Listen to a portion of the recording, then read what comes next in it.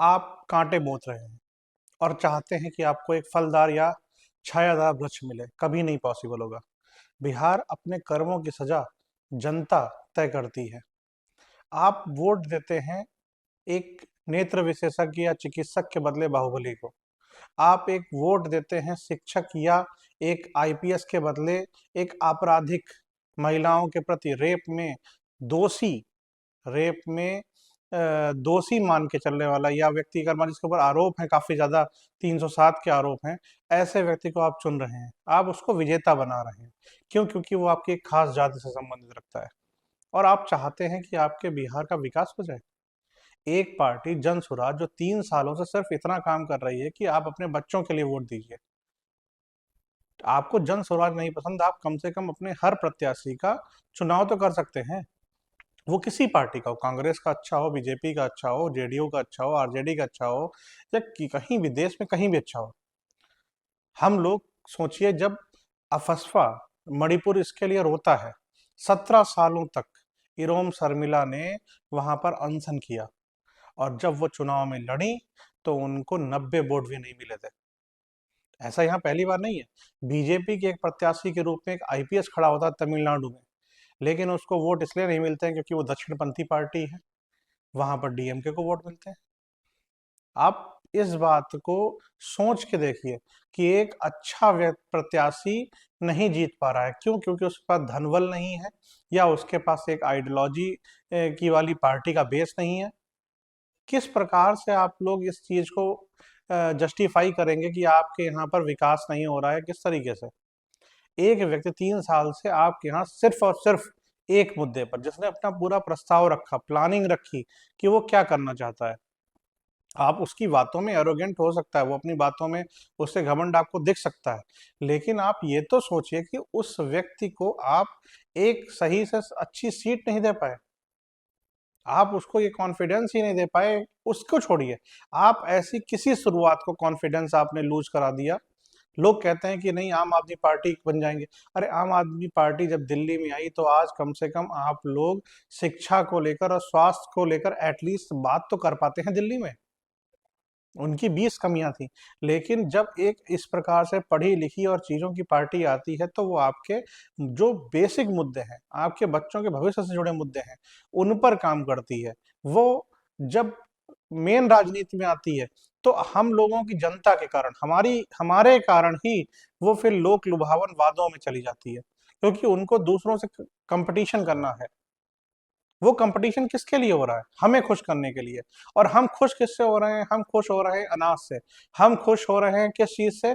हम खुश हो रहे हैं कि फ्री के 10,000 रुपयों से।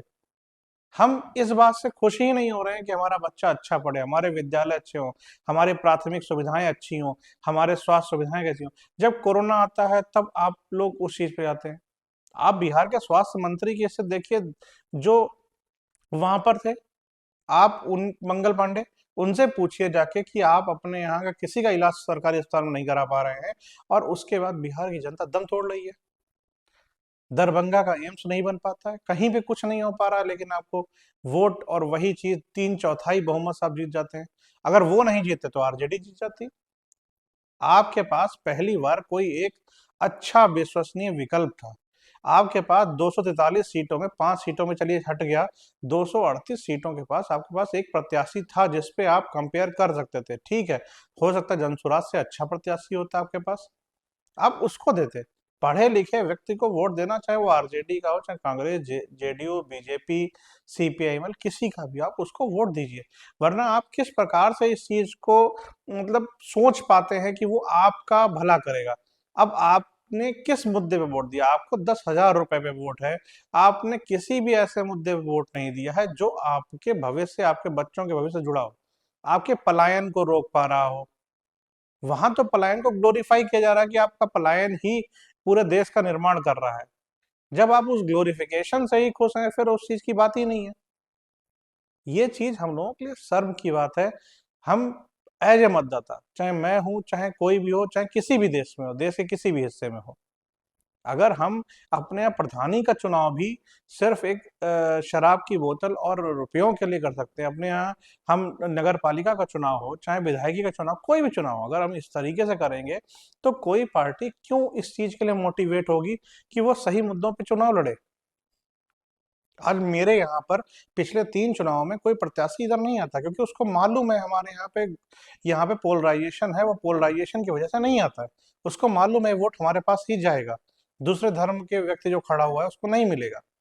और सेम चीज दूसरे धर्म वाले प्रत्याशियों के टोले में या वहाँ के मतलब मोहल्लों में है, क्योंकि उसको भी पता है कि ये वोट उसको जाएगा, क्योंकि पोलराइजेशन है, दूसरे दोनों के प्रति डर का माहौल है। तो हर जगह कोई ना कोई ऐसा मुद्दा है, जाति का मुद्दा है। बिहार जाति से उबर नहीं पता, ठीक है आप जाति में दीजिए, लेकिन ये तो देख लीजिए कि वो जाति आपके लिए जरूरी है या उसका मुद्दा। दोनों चीजें आपके लिए कैसे एक साथ हो सकती हैं? इस चीज का आप अपने अंदर स्क्रूटनी कीजिए।